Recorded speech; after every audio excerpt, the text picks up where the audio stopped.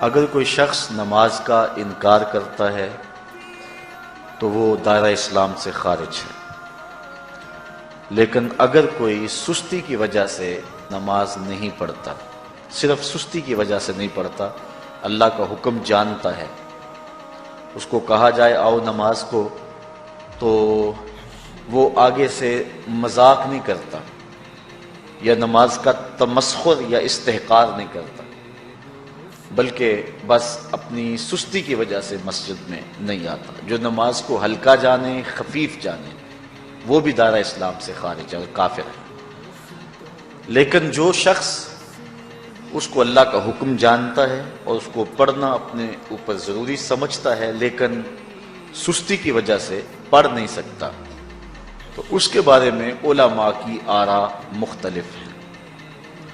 حضرت امام اسحاق اور حضرت امام احمد رضی اللہ تعالی عنہما آپ تو فرماتے ہیں کہ ایسا شخص کافر ہے اور اس کو قتل کرنا واجب ہے۔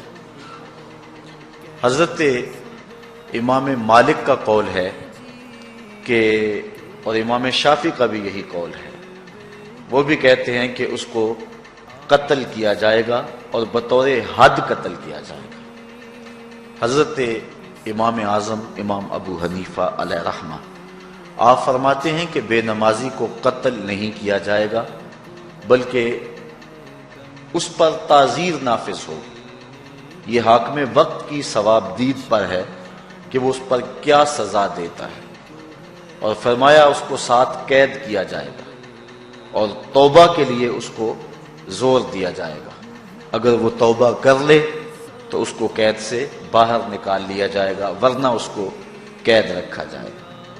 صحابہ کہتے ہیں کہ ہم کسی عمل کے تارک کو کافر نہیں سمجھتے تھے سوائے نماز کے تارک کے، اور آقا کریم علیہ السلام کا ایک فرمان ہے، من ترک الصلاۃ متعمدا فقد کفر جہارا، جس نے جان بوجھ کے نماز چھوڑی اس نے اعلانیہ کفر کیا۔ امام اعظم امام ابو حنیفہ علیہ رحمہ وہ فرماتے ہیں کہ یہ حدیث محل ترہیب میں ہے، گویا اس نے کافروں والا کام کیا، اس لیے آپ یہ فتویٰ دیتے ہیں کہ اس کو قید کیا جائے گا اور نماز کی پابندی کا زور دیا جائے گا، اور وہ توبہ کرے تو اس کو چھوڑ دیا جائے گا۔ لیکن باقی ائمہ بعض کہتے ہیں اس کو حداً قتل کیا جائے، اور امام اسحاق اور امام احمد کہتے ہیں اس کو قتل کرنا واجب ہے۔ تو بے نمازی جو اللہ کے حکم کی پابندی سستی کی وجہ سے نہیں کرتا، یہ اس کے لیے حکم ہے۔ جو شخص تحقیر کرتا ہے نماز کی، ہلکا جانتا ہے، تمسخر اڑاتا ہے یا اس کا انکار کرتا ہے، تو اس کے بارے میں علماء کے اندر کوئی اختلاف نہیں ہے، وہ ائمہ اربعہ کے نزدیک کافر ہے، دائرہ اسلام سے خارج ہے، مرتد ہے۔ لیکن سستی کی وجہ سے نماز نہ پڑھنے والا، اس کے بارے میں علماء کا یہ موقف ہے۔ حضرت غوث اعظم الشیخ سید عبد القادر جیلانی علیہ رحمہ آپ فرماتے ہیں کہ بے نمازی کو مسلمانوں کے قبرستان میں دفن نہ کرو۔ حضرت سلطان باہو علیہ رحمہ آپ کا قول ہے کہ بے نمازی سے خنزیر بھی پناہ مانگتا ہے۔ حضرت شیخ سعدی شیرازی فرماتے ہیں بے نمازی کو قرض نہ دو، جو اللہ کا قرضہ ادا نہیں کرتا تمہارا قرض کیسے لٹائے گا۔ اب آئیے ہم حضور علیہ السلام کے فرامین دیکھتے ہیں اس حوالے سے۔ حضرت جابر بن عبداللہ انصاری رضی اللہ تعالی عنہ سے مروی ایک روایت جس کو امام ابو داؤد نے روایت کیا، امام نسائی نے روایت کیا، دیگر محدثین نے روایت کیا۔ آقا کریم نے ارشاد فرمایا بین الرجل و بین الکفر ترک الصلاۃ، آدمی اور کفر کے درمیان ترک صلاۃ ہے، یعنی بندہ مومن اور بندہ کافر کے درمیان ترک صلاۃ ہے۔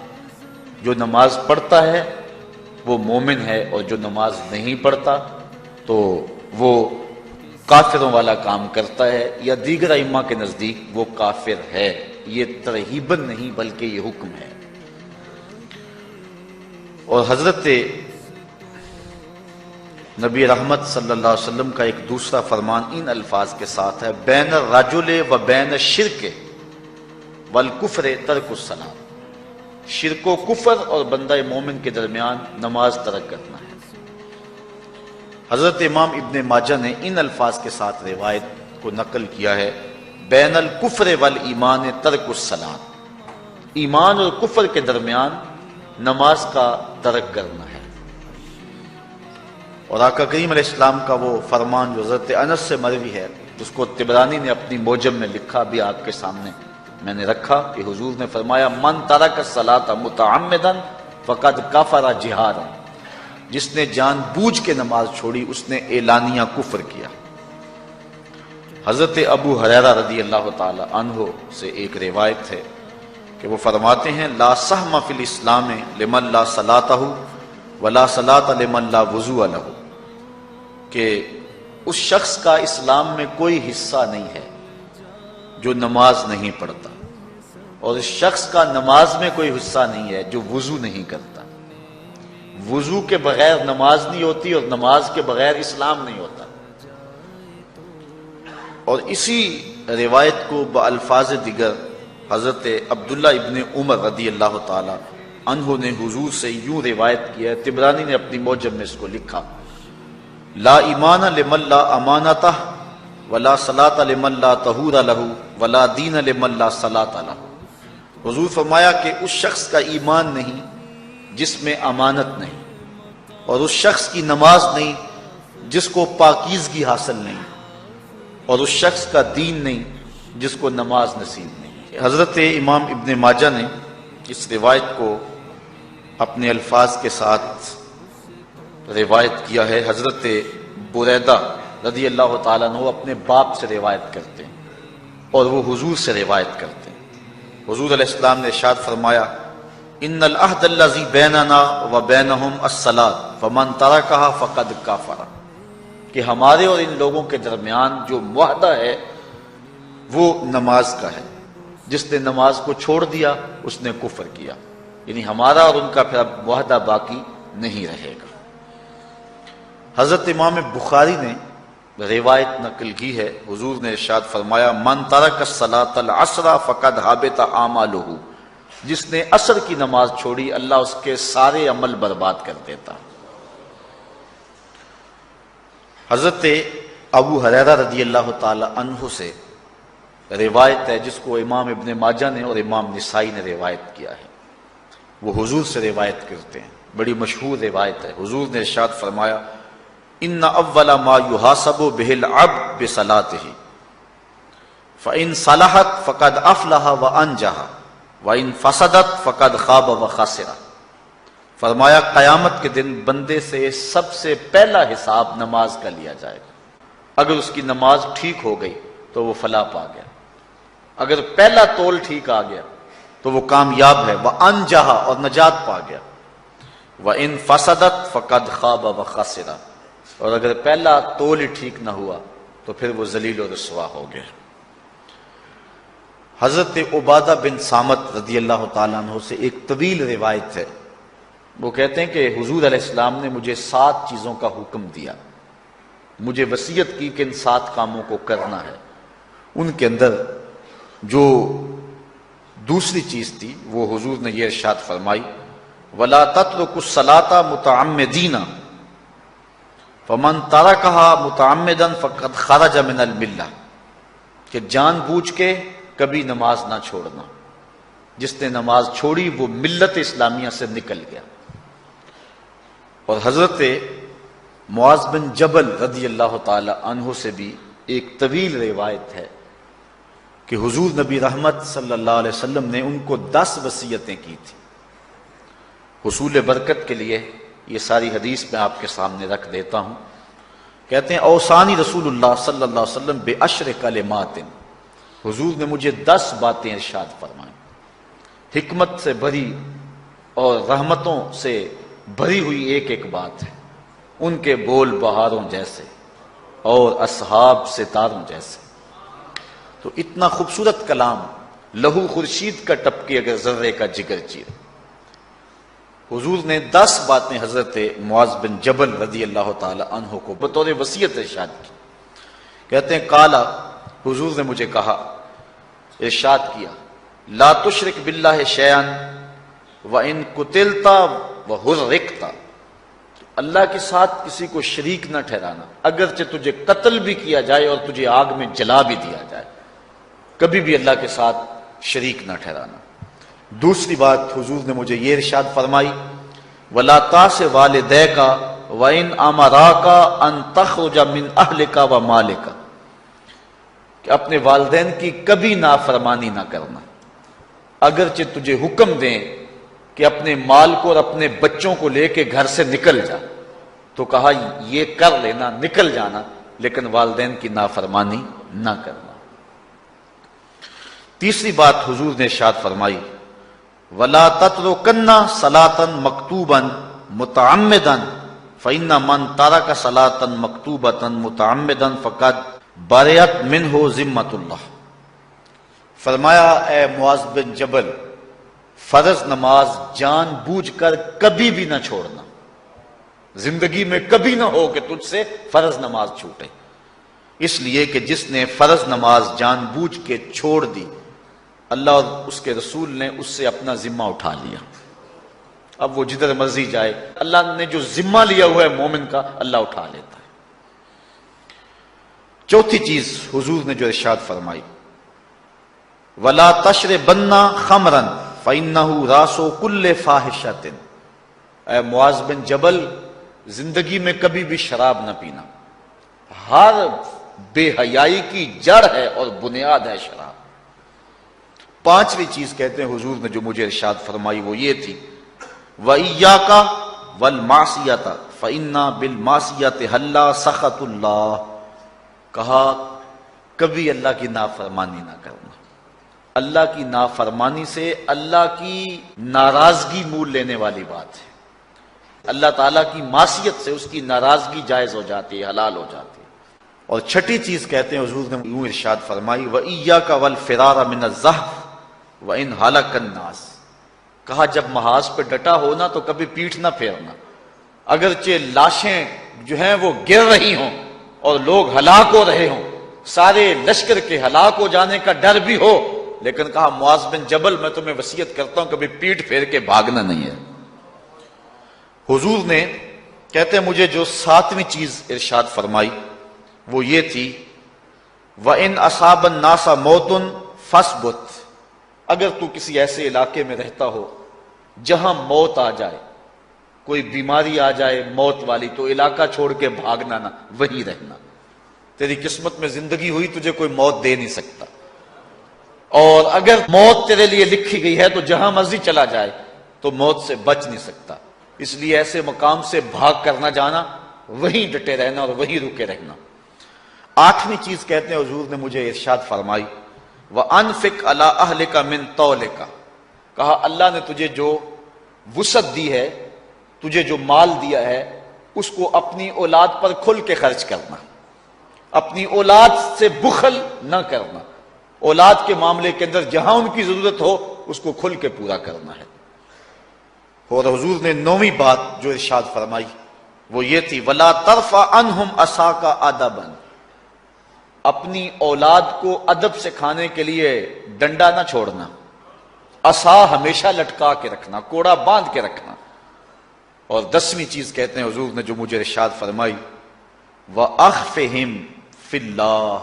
اپنی اولاد کے دل میں اللہ کا خوف ڈالتے رہنا، اللہ کا ڈر پیدا کرنا اپنی اولاد کے اندر. تو نے اپنی اولاد کو یونیورسٹی اور کالجوں تک پہنچایا، بیرون ملک سے بھی تعلیم دلوائی، لیکن اللہ کا خوف نہ سکھایا. اللہ کا خوف سکھانا اپنی اولاد کو، ایسے لوگوں کی صحبت میں بٹھانا جن کی صحبت میں بیٹھ کر اللہ کا خوف پیدا ہو جائے. ان کو ایسی کتابیں لا کے دینا کہ جن سے خشیت الہی ان کے سینے میں پیدا ہو. اگر تو نے سب کچھ دے دیا، عالی نسب بنگلے دے دی اپنی اولاد کو، تو نے جو ہے وہ بہت اچھی تعلیم دلوا دی اپنی اولاد کو، دنیاوی سوسائٹی کے اندر ان کا وقار بہت بلند ہو گیا، تو نے سب کچھ دے دیا اپنی اولاد کو، اللہ کا خوف نہیں دیا تو کچھ بھی نہیں دیا.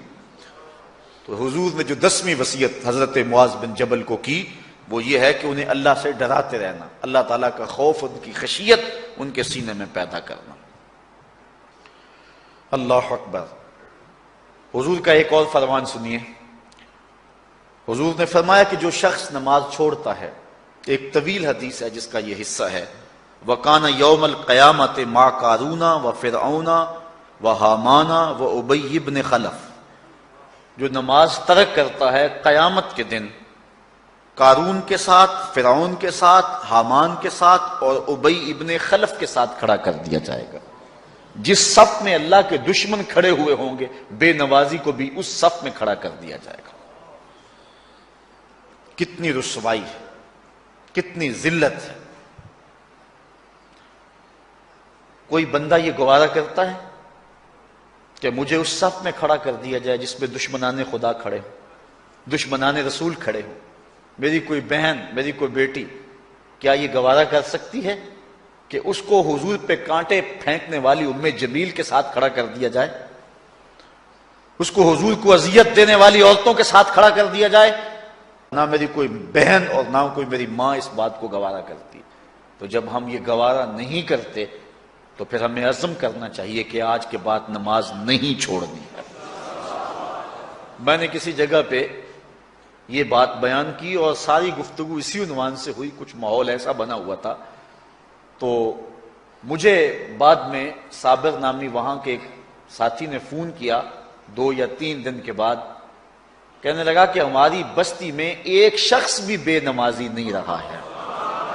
اس حدیث کا زور اتنا ہے، اس حدیث کا وزن اتنا ہے۔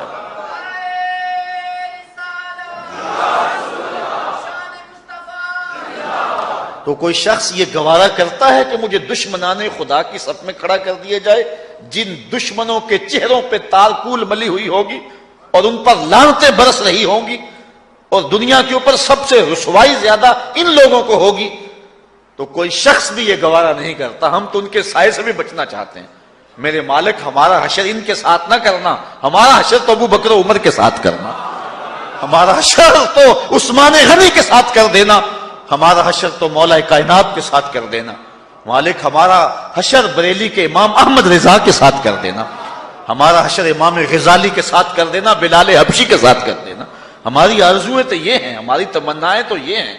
ہم تو کہتے ہیں مولا کل قیامت کے دن اٹھیں تو داتا کے قدموں میں اٹھیں، خواجہ اجمیری کی چوکھٹ سے اٹھیں، ہم اٹھے تو شاہ نقشبند بخاری کا جلوس آگے ہو، ہم اس جلوس کے ساتھ شامل ہوں، خواجہ معین الدین چشتی کی غلامی میں اٹھے، ہم حضرت غوث اعظم کی نوکری میں اٹھیں، حضرت شیخ شہاب الدین کی نوکری میں اٹھیں۔ تو ہماری آرزویں تو یہ ہیں، ہماری تمنائیں تو یہ ہیں، لیکن اگر ہم یہ چاہتے ہیں کہ ہم ان لوگوں کے ساتھ اٹھیں تو پھر ایک نماز بھی ترک نہیں کرنا ہوگا، اور اگر نماز ترک ہو گئی تو کتنی بڑی سزا ہے، کتنی بڑی رسوائی ہے، کتنی بڑی ذلت ہے، اور یہ آپ کے رسول کا فرمان ہے۔ اللہ اکبر، کہ قیامت کے دن وہ شخص جو نماز نہیں پڑھتا، قیامت کے دن اس کو دشمنان خدا کی صف میں کھڑا کر دیا جائے گا۔ یہ ہو نہیں سکتا کہ ہم نے یہ حدیث سن لی اور اب نماز قصدن چھوڑیں۔ آج عزم کر کے اٹھیں، اور اولاد نہیں آئی، بیٹیاں نہیں آئیں، گھر والے نہیں آئے، لیکن جا کے اس بات کو گھر میں نافذ کرنا ہے، اس کو حکمن نافذ کرنا ہے گھر کے اندر۔ ہمارا گھر ہو رسول اللہ کی امتی کا اور گھر میں کوئی بے نماز ہو، یہ حکم دینا ہے، وَأْمُرْ أَهْلَكَ بِالصَّلَاةِ، فرمایا اپنے گھر والوں کو نماز کا حکم دو۔ اس گھر میں نحوست ہوتی ہے جس گھر میں بے نمازی ہوتے ہیں۔ اس لیے آج ہم یہاں سے عزم کر کے جانا ہے کہ آج کے بعد ہم نماز نہیں چھوڑیں گے انشاءاللہ۔ اتنے زور سے کہو کہ شیطان کا کلیجہ پھٹ جائے۔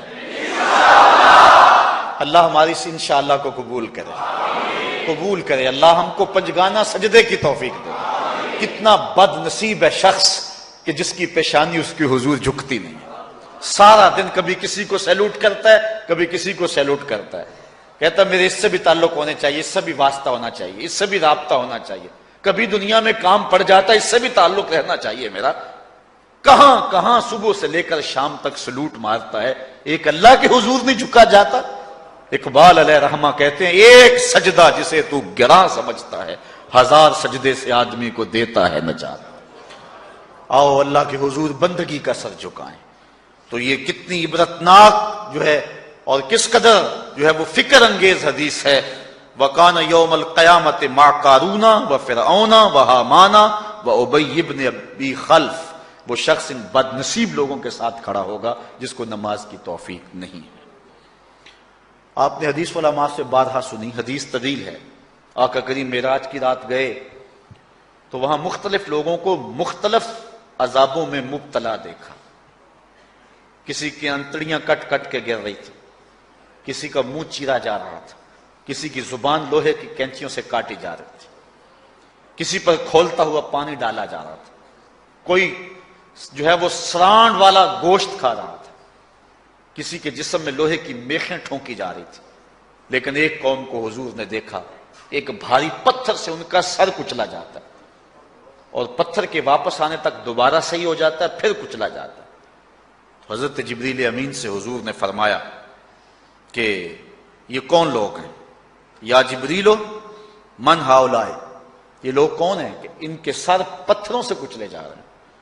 قال ہاؤلائے الذین تثاقلت رؤوسہم عن الصلاۃ المکتوبہ، کہا یہ وہ بد نصیب لوگ ہیں کہ فرض نمازوں سے جن کے سر بوجھل رہتے تھے، نماز پنجگانہ فرض بھی نہیں پڑھا کرتے تھے، یہ وہ بد نصیب ہیں، آج ان کے سر کوٹے جا رہے ہیں۔ یہ تھوڑی سی زندگی ہے، تھوڑی سی زندگی ہے، 60-70 سال بڑی زندگی ہو وہ مگر نصیب ہو جائے تو پتہ نہیں ہے کہ کل ہمارا آنے والا کہاں ہے۔ کتنا غافل اور بد نصیب ہے وہ شخص کہ جس کو سجدہ نصیب نہیں ہے۔ سجدہ تو بندگی کا نام ہے۔ زندگی آمد برائے بندگی، زندگی بے بندگی شرمندگی۔ بندہ تو ہے ہی بندگی میں۔ کسی شخص نے راستے میں جاتے جاتے چائے کی پیالی پلا دی ہو نا بازار میں، تو ہم جب بھی اس گلی سے گزرتے ہیں اس کو سلوٹ کر کے جاتے ہیں، السلام علیکم۔ یار اس سے بڑے سلام لیتے ہو، یہ بڑا محبت والا ہے، بڑے اخلاق والا ہے۔ یار جس نے چائے کی پیالی پلا دی ایک مرتبہ، اس کو تو جاتے آتے سلام کر کے جاتے ہو۔ جس رب نے زندگی بخشی ہے، جس رب نے جو ہے وہ ساری بہاریں عطا کی ہیں، اس کے حضور میں جھکا جاتا ہے۔ کتنا متکبر شخص ہے جو اللہ کے حضور نہیں جھکتا۔ اللہ اکبر۔ کہا یہ وہ بد نصیب لوگ ہیں فرض نمازوں سے جن کے سر بوجھل رہا کرتے تھے۔ اللہ اکبر۔ حضور نبی رحمت صلی اللہ علیہ وآلہ وسلم نے ارشاد فرمایا، نماز چھوڑنا تو خیر بہت بری بات ہے، جو شخص نماز پڑھتے ہیں لیکن جماعت سے نہیں پڑھتے، فرمایا میرا جی چاہتا ہے کہ اپنی جگہ کسی اور کو کھڑا کروں اور جوانوں کا ایک گروہ ساتھ لوں، اور جو لوگ مسجد میں نماز پڑھنے نہیں آتے ان کے گھروں کو آگ لگا دوں۔ رحمت للعالمین آقا فرما رہے ہیں کہ ان کے گھروں کو آگ لگا دوں۔ کتنا غصہ ہے ان لوگوں پر کہ جو مسجد میں آ کر نماز نہیں پڑھتے، اور جو پڑھتے ہی نہیں، اس دور میں تو کوئی تھا ہی نہیں کہ مومن ہو نماز نہ پڑھتا ہو۔ اللہ اکبر۔ تو مومن نماز ہی پڑھتے تھے، تو اگر کسی سے گھر میں نماز پڑھی گئی تو فرمایا میرا جی چاہتا ہے۔ آج نماز تو نماز رہی، ہم کو تو جمعہ بھی نصیب نہیں ہے۔ کتنے لوگ ہیں کہ جو پابندی کے ساتھ نماز جمعہ بھی نہیں پڑھتے ہیں۔ حضور کا ایک فرمان سنیے، آقا کریم نے ارشاد فرمایا، من ترک الجمعۃ ثلاث جمع متوالیات فقد نبذ الاسلام وراء ظہرہ، جس نے بغیر کسی عذر کے 3 جمعے چھوڑ دیے، اس نے اسلام کو اپنی پشت کے پیچھے ڈال دیا، اس نے پرواہ ہی نہیں کیا اسلام کی۔ اور ایک حدیث کے لفظ ہیں، من ترک ثلاث جمعات من غیر عذر کتب من المنافقین، جس نے بغیر کسی عذر کے 3 جمعے چھوڑ دیے، اس کا نام منافقوں کی فہرست میں لکھ دیا جاتا۔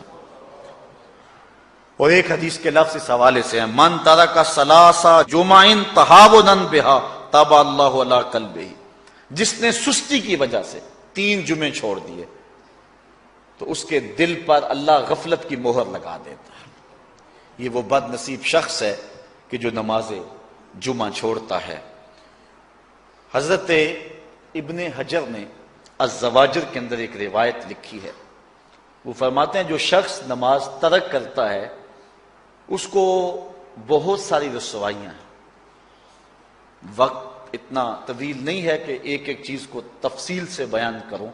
وہ کہتے ہیں پہلی بات تو یہ ہے کہ اس کی عمر میں برکت اٹھا لی جاتی، دوسری بات اس کے چہرے سے صالحین کا نور اتار لیا جاتا ہے۔ تیسری بات، وہ کوئی بھی عمل کرے اس کا ثواب نہیں ملتا اس کو، یہ دنیا پر اس کو سزائیں ہیں۔ چوتھی سزا دنیا پر اس کو یہ ملتی ہے، اس کی دعائیں قبول نہیں ہوتی۔ اور پانچویں سزا اس کے لیے یہ ہے کہ اس کے لیے جو نیک لوگ دعا کرتے ہیں ان دعاؤں کا حصہ اسے نہیں ملتا۔ مومن نیک سحری وقت اٹھ کے دعا مانگتے ہیں اللہ پوری امت پر کرم کر دے، تو یہ بھی امت میں شامل ہے۔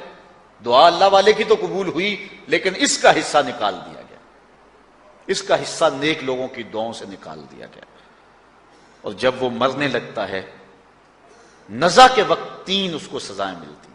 ایک تو بھوکا مرتا ہے، دوسرا پیاسا مرتا ہے، تیسرا ذلیل ہو کے مرتا ہے۔ اور قبر کے اندر اس کو تین سزائیں ہیں۔ حضرت امام ابن حجر کہتے ہیں ایک تو اس کی قبر تنگ کر دی جائے گی، حتیٰ کہ ادھر والی پسلیاں ادھر اور ادھر والی پسلیاں ادھر۔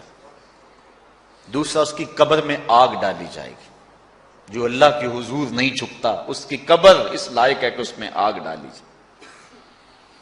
اور تیسری، اس کے اوپر ایک اژدہا مسلط کر دیا جائے گا جس کا نام ہے شجاع الاقرع، اور جب وہ ڈنگ مارے گا تو 70 گز تک وہ شخص زمین میں دنس جائے گا، اور وہ مسلسل یہ ڈنگ مارتا رہے گا۔ اور کہا کہ تین سزائیں اس کو حشر میں پہنچیں گی۔ ایک تو اس کا حساب سختی سے لیا جائے گا، اور جس کا حساب سختی سے لیا گیا وہ بچ پائے گا؟ حساب سے بچے گا وہ جس سے اللہ صرف نظر کرے گا۔ اللہ اکبر۔ ایک تو اس کا حساب سختی سے لیا جائے گا، دوسرا اللہ تعالیٰ جل شانہ اپنے قہر و غضب کا اس پہ اظہار کرے گا، اور تیسری اس کو سزا یہ دی جائے گی کہ اس کو جہنم میں ڈال دیا جائے گا۔ ساتھیاؤ، میں اور آپ آج کی اس بزم میں یہ پختہ عزم کر کے اٹھیں کہ آج ہم خود بھی اور اپنی اولاد کو بھی، اپنے دوستوں کو بھی، میرے والد گرامی فرمایا کرتے تھے جس سے دوستی ہونا اس کی انگلی پکڑ کے دین کی راہ پہ لے آؤ، یہ دوستی کا حق ہے۔ اس کے لیے آپ بہت کچھ کرتے ہیں، لیکن اگر اس کو دین نہیں دیا تو کچھ بھی نہیں دیا۔ کوشش کرو میرا دوست ہو اور جہنم میں جائے۔ والدین بچے کے مستقبل کے لیے کتنی کوشش کرتے ہیں، لاکھوں روپیہ لگاتے ہیں مستقبل ٹھیک ہو جائے، کرتے ہیں کہ نہیں کرتے؟ یونیورسٹیوں کے اندر، کالجوں کے اندر کتنی بھاری فیسیں بھرتے ہیں، کیوں اتنا کچھ کیوں کر رہے ہو؟ میں نے دیکھا بوڑھا باپ اپنی کمر پہ بوریاں لاد کے مزدوری کرتا ہے، مائیں اپنا زیور بیچ رہی ہیں کہ اولاد پڑ جائے۔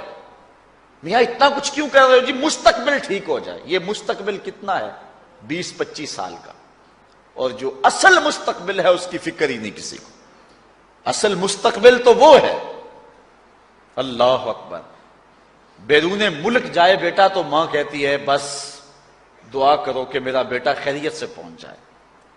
بیٹی کی شادی کرتی ہے تو ماں کہتی ہے دعا کرو کہ اپنے گھر میں اس کو چین مل جائے۔ کسی کا انٹرویو ہوتا ہے، لوگ کہتے ہیں جناب دعا کرو کہ اس انٹرویو میں وہ کامیابی سے گزر جائے۔ میں کہتا ہوں جب قبر میں اترتا ہے پھر کسی نے آ کر کبھی نہیں کہا کہ دعا کرو مشکل گھڑی آ گئی ہے خیریت سے گزر جائے۔ اصل امتحان تو یہ ہے، اگر اس امتحان سے گزر گیا تو کامیابی اور بامرادی۔ یہ تھوڑا سا مستقبل دنیا کا، اس کے لیے ہم کتنے پیسے لگا دیتے ہیں، سب کچھ اولاد کو آتا ہے، ہر شے فر فر پڑھتے اور بولتے ہیں، دعائے قنوت بھی نہیں آتی ہوتی۔ تو ہم اپنی اولاد کے لیے دین کا تحفہ اس کو کبھی نہ چھوڑیں۔ اللہ اکبر۔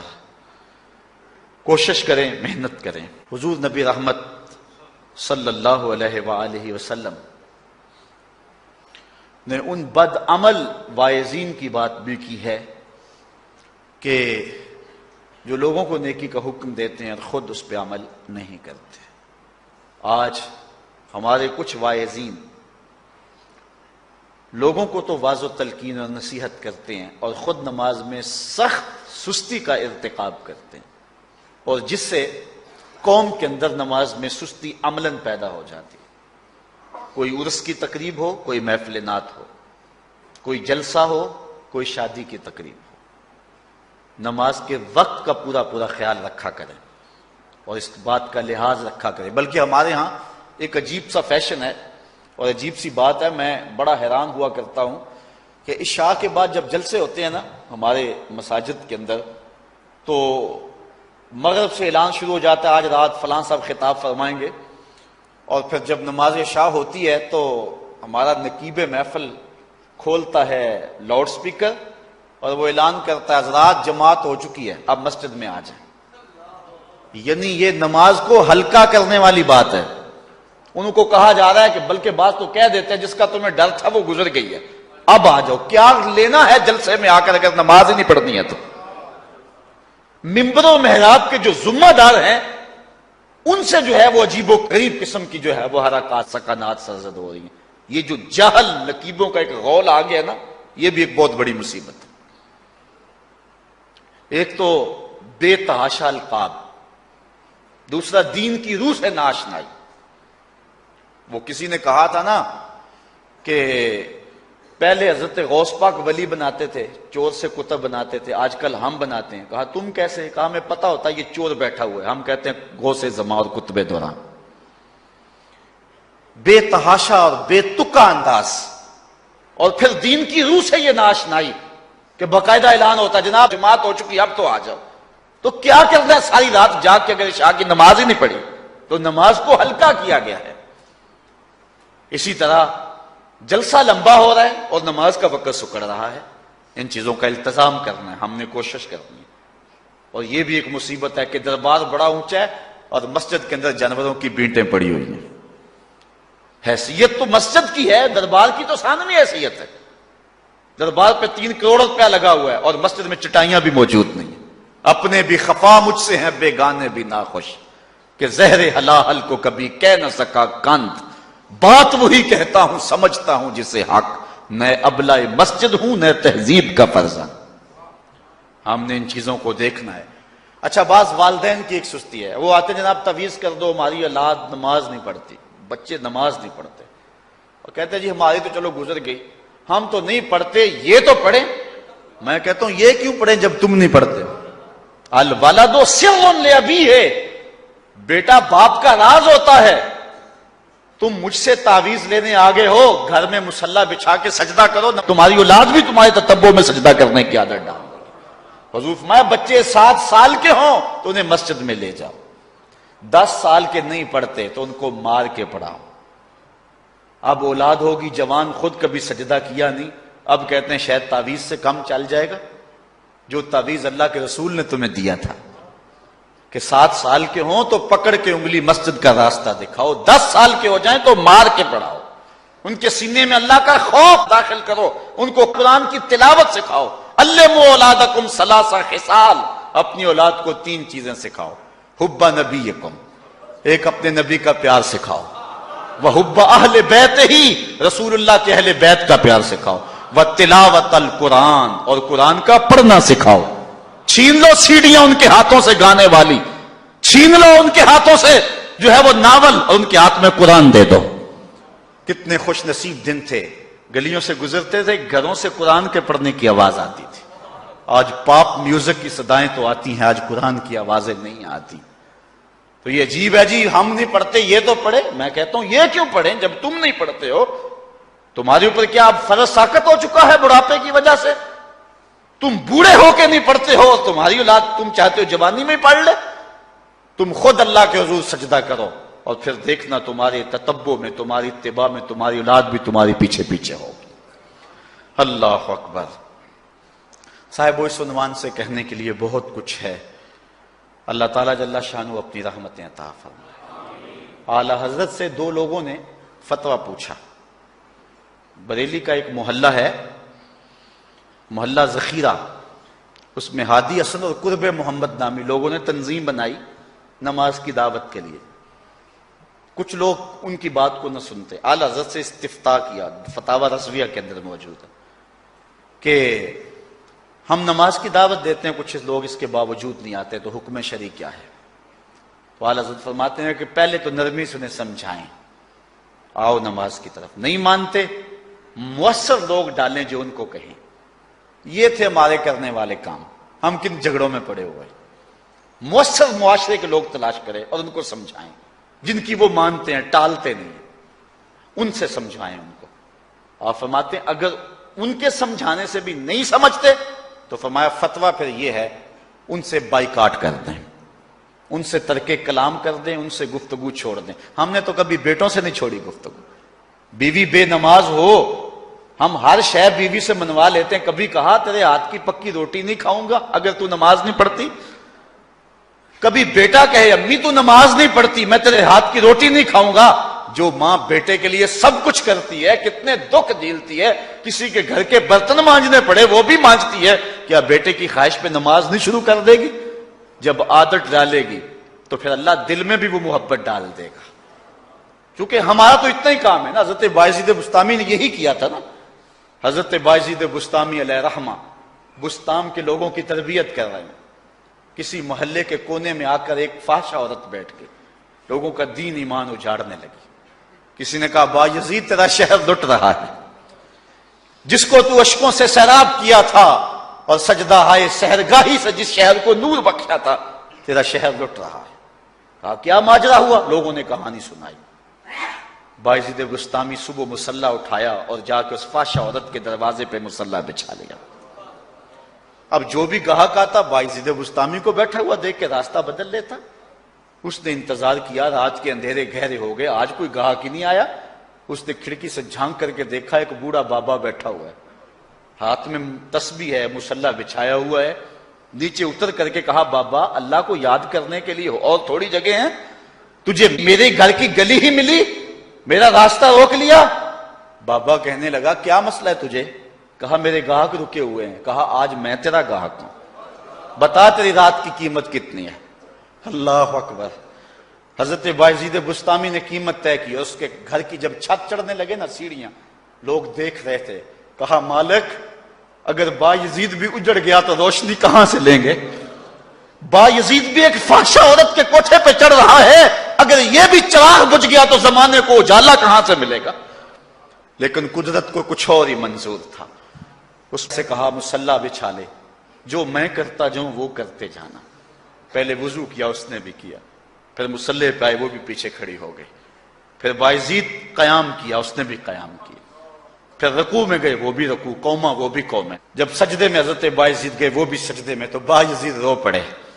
کہا مالک بایزید کا اتنا ہی کام تھا کہ اس کا سر تیری چوکھٹ تک جھکا دے. مالک یہاں تک لانا میرا کام تھا، دل کی دنیا بدلنا تیرا کام ہے. جب وہ سجدے میں جا رہی تھی تو فحشہ تھی، جب سر اٹھایا وقت کی ولیہ بن چکے تھے. ایک بزرگ کہتے ہیں میں بازار کے کنارے جا رہا تھا، ایک شرابی گرا ہوا تھا اور گندے پانی سے اس کا منہ گندا ہو رہا تھا. میرے دل میں رحم آیا، ایک انسان ہے اور یوں رسوا ہو رہا ہے. میں نے گندی نالی سے اس کو اٹھایا اور اٹھا کر کے جو ہے وہ اس کا منہ دھویا اور چلا گیا. مشہور شرابی تھا شہر کا.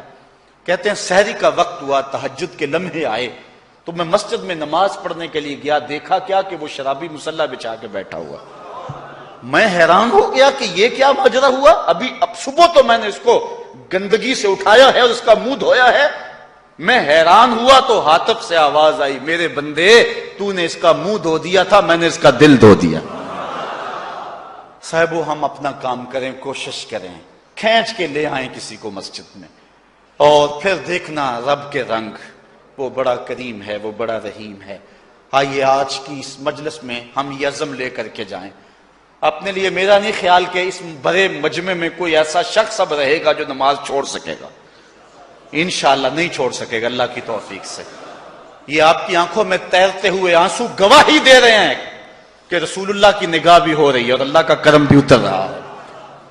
میرا نہیں خیال کہ یہاں سے اٹھ کر کوئی شخص جو ہے جا کے نماز چھوڑے. لیکن اب ہم نے آگے کام کرنا ہے، اپنے گھروں میں، اپنی گلیوں میں، اپنے محلوں کے اندر لوگوں کو کھینچ کر کے مسجد کا رخ دکھانا ہے. اللہ مجھ کو آپ کو اپنی رحمتوں اور کرم نوازیوں کا نور نصیب فرمائے. وآخر دعوانا الحمدللہ.